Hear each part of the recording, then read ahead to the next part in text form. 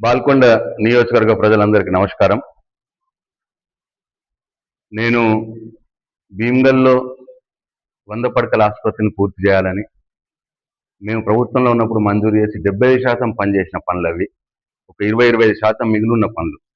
100 పడకల ఆసుపత్రి కావచ్చు, ఇంటిగ్రేటెడ్ మార్కెట్ కావచ్చు, అట్లనే మూతబడ్డ భీమ్గల్ బస్ డిపోని తెరిపియమని, అట్లనే నేను మంజూరు చేసినటువంటి 12 కోట్ల రూపాయలతో సీసీ రోడ్లు మున్సిపల్ ఎలక్షన్లు వస్తున్నాయని అప్పుడు కొబ్బరికాయలు కొట్టిర్రు, అవి ఇంకా పూర్తి చేయట్లేదు, అది పూర్తి చేయాలని చెప్పి భీమ్గల్లో ప్రజా సమస్యల కోసం ఆ పెండింగ్ పనులు పూర్తి చేయాలని నేను ఈరోజు అంటే 15వ తారీఖు నాడు ఒకరోజు కఠోర నిరాహార దీక్ష, నీళ్లు కూడా ముట్టకుండా నిరాహార దీక్ష చేస్తా అని చెప్పి నేను చెప్పిన. అయితే నేను ఇవాళ నిరాహార దీక్షకు వెళ్ళాలని, అంటే నేను స్నానం కూడా చేయకన్నా మొదలే, నేను నిద్ర కూడా లేవకన్నా మొదలే పోలీసులు నా ఇంట్లో చుట్టూతా చుట్టినారు. నన్ను బయటకు పోనీయరట, నన్ను ఇంట్లోనే అరెస్ట్ చేస్తా అని చెప్పి చెప్తా ఉన్నారు పోలీసులు. మరి ఇది ఒక్కసారి ఆలోచన చేయాలి బాల్కొండ నియోజకవర్గ ప్రజలు. నేను చాలా అహింసా మార్గంలో, నేను రాస్తారోక చేస్తాను లేదు, ధర్నా చేస్తాను లేదు, నా ఇచ్చి నేను శిక్ష వేసుకొని ఒకరోజు నేను నిరాహార దీక్షలో కూర్చుంటా, అహింసా మార్గంలో కూర్చుంటానంటే ఈ ప్రభుత్వం నన్ను అనగదొక్కే ప్రయత్నం చేస్తూ ఉన్నది.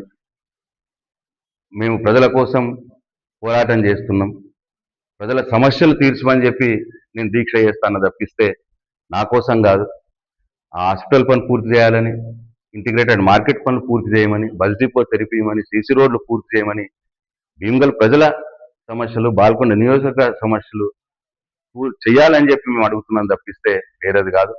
దీనికి నన్ను ఇంట్లో నుంచి బయటకు వెళ్ళనీయకుండా పోలీసులు నా ఇంటి చుట్టూ, వందలాది మంది పోలీసులు నా ఇంటి చుట్టూ మొత్తం పారగాయడం అనేది ఎంత మట్టుకు సమంజసమో బాల్కొండ నియోజకవర్గ ప్రజలు ఆలోచన చేయాలి. నేను ఒక ఎమ్మెల్యేని, ప్రజల పక్షాన పోరాడవలసిన బాధ్యత నా మీద ఉంటుంది, ప్రభుత్వం మీద. మరి వాళ్ళు వచ్చి నా దీక్షలో వచ్చి, దీక్షా శిబిరంకి వచ్చి మేము నెలలో పూర్తి చేస్తాం, 2 నెలల్లో పూర్తి చేస్తాం అని మాట ఇస్తే నేను దీక్ష విరమిస్తా కదా. దీనికి పెద్ద ఇంతెత్తున నన్ను అనగదొక్కాల్సిన అవసరం ఏమున్నది, నా గొంతు నొక్కాల్సిన అవసరం ఏమున్నది?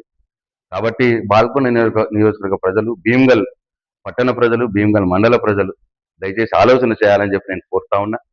ఒక్క మాట మాత్రం నిజం, నన్ను ఇంట్లో పెట్టి అరెస్ట్ చేసినా నా దీక్ష కొనసాగుతుంది ప్రజల కోసం, ఆ సమస్యలు పూర్తి చేయడం కోసం. లేదు నన్ను అరెస్ట్ చేసి జైల్లో, నా పోలీస్ స్టేషన్లో పెట్టినా పోలీస్ స్టేషన్లో నా దీక్ష కొనసాగుతుంది, నా సత్యాగ్రహం కొనసాగుతుంది. లేదు నన్ను తీసుకుపోయి జైల్లో వేసినా జైల్లో కూడా నా సత్యాగ్రహం కొనసాగుతుంది, నా నిరాహార దీక్ష కొనసాగుతుంది తప్పిస్తే నేను పోరాటం ఆపేది లేదు అని చెప్పి నేను బాల్కొండ నియోజకవర్గ ప్రజలకు చెప్తా ఉన్నాను. ఈ ప్రభుత్వానికి కూడా నేను హెచ్చరిస్తా ఉన్నా. నేను అహింసాయుతంగా ప్రజా సమస్యల కోసం నేను నిరాహార దీక్ష చేస్తా అంటే ఈ విధంగా నిరాహార దీక్షను భగ్నం చేయడం, నా ఇంటి చుట్టూ పోలీసులు పెట్టడం, ఎక్కడికక్కడ మా కార్యకర్తలను తీసుకుపోయి వాడు జైళ్ళల్లో వేస్తూ ఉన్నారు. నాకు సమాచారం వస్తూ ఉన్నది, అన్ని మండలాలలో మా కార్యకర్తలను తీసుకుపోయి జైళ్ళల్లో కూర్చుండబెడతా ఉన్నారు.